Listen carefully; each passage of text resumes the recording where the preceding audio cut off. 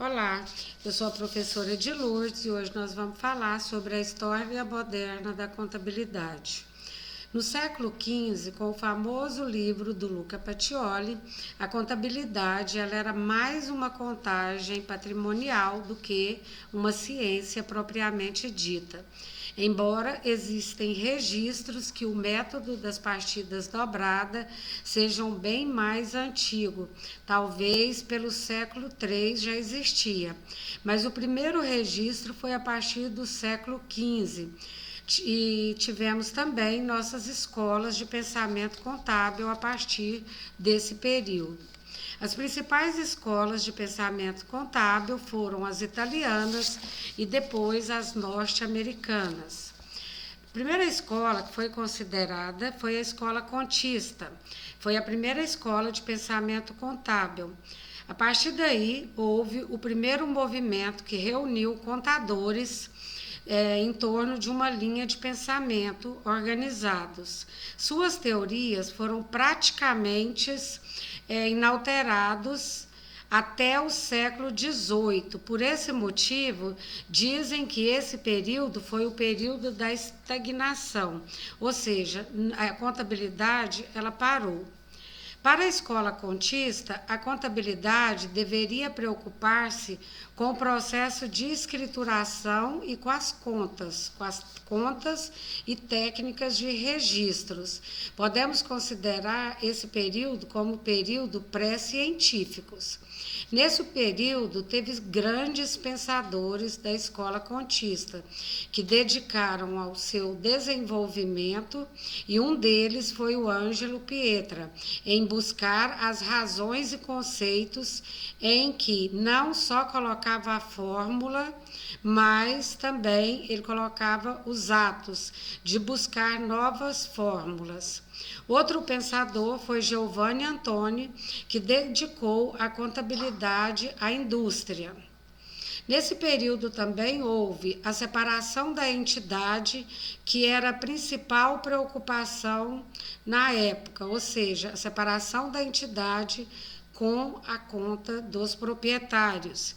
As contas contábil também passou a ser a contabilidade como uma ciência da conta e da escrituração.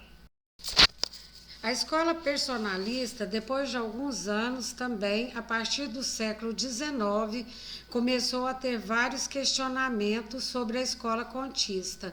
Assim, várias escolas se uniram, a primeira dela de pensamento personalista, onde temos como principal seguidor Michele Riva, Francesco Bonalume, e que foi o iniciador da escola e o construtor da teoria personalista, que foi Giuseppe Sebron. O personalismo, ele dizia que o foco deveria ser a personalidade jurídica das contas e não o fato contábil. Então, foi a escola que teve muitas relações com o direito, trazendo muita legislação e ligação da contabilidade com outras áreas, uma delas foi o direito. Paralelo a isso, surgiu uma composição ao personalismo, que foi a escola veneziana, uma escola controlista, onde tínhamos, depois de Luca Pacioli, o principal nome italiano da contabilidade, chamado Fábio Besta. Seu objetivo era o controle da riqueza. Então, os balanços, as contas e as demonstrações dos resultados, entre outras, deveriam servir para o controle da riqueza. Assim, observamos a criação da contabilidade para o controller. Paralelo a isso, tinha as escolas aziendas, onde a palavra azienda significa empresa.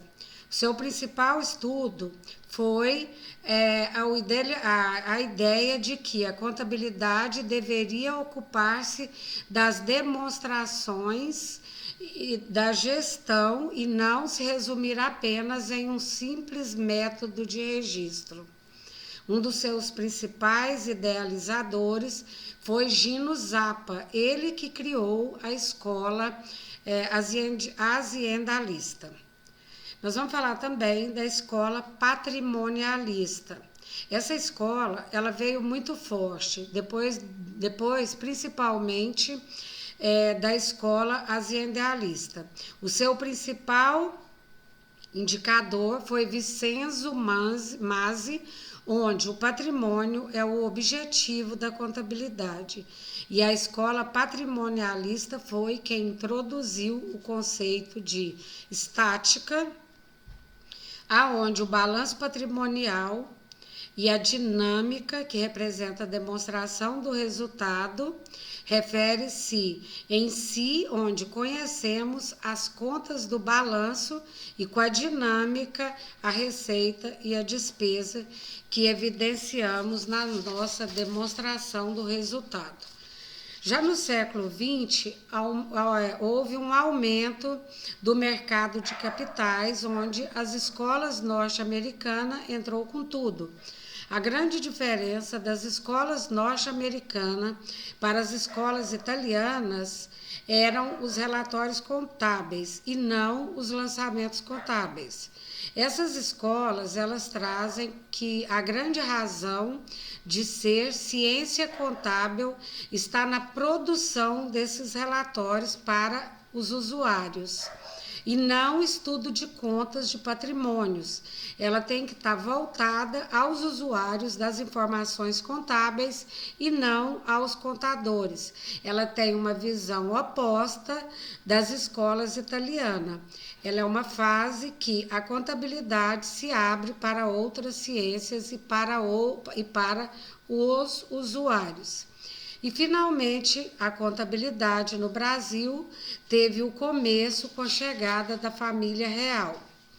Ela trouxe inúmeros avanços ao país. Em 1808, foi estipulado que a contabilidade brasileira seria feita pelo regime de partidas dobradas, ou seja, débito e crédito.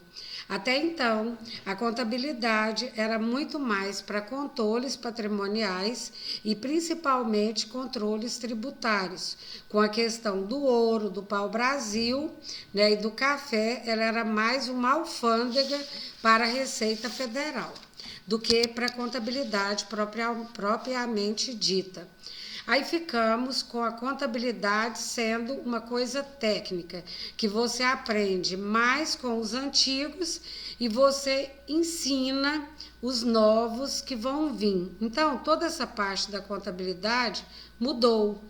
Não passa de pai para filho mais. Ela passou a partir do século XX, em 1902, com a criação das escolas práticas e do comércio atualmente, que é a fundação de Escola de Comércios Álvares Penteados, que essa escola existe até hoje em São Paulo, chamado FECAP, onde foi o primeiro curso que ensinava contabilidade de maneira científica.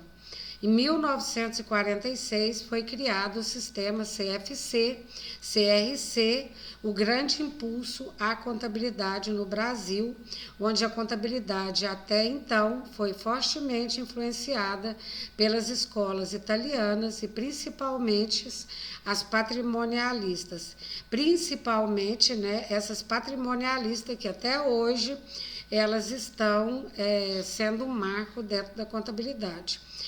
Ela passou a sofrer também grandes influências da norte-americana, que a partir dos anos 70, com a lei das SA, em 1976, mudou, né, onde foi implantado a parte dos relatórios no Brasil, que vem até hoje, principalmente com a harmonização da contabilidade mundial. Então, hoje, a contabilidade se espelha na contabilidade norte-americana e os nossos demonstrativos contábeis hoje são harmonizados. Um forte abraço e até a próxima videoaula.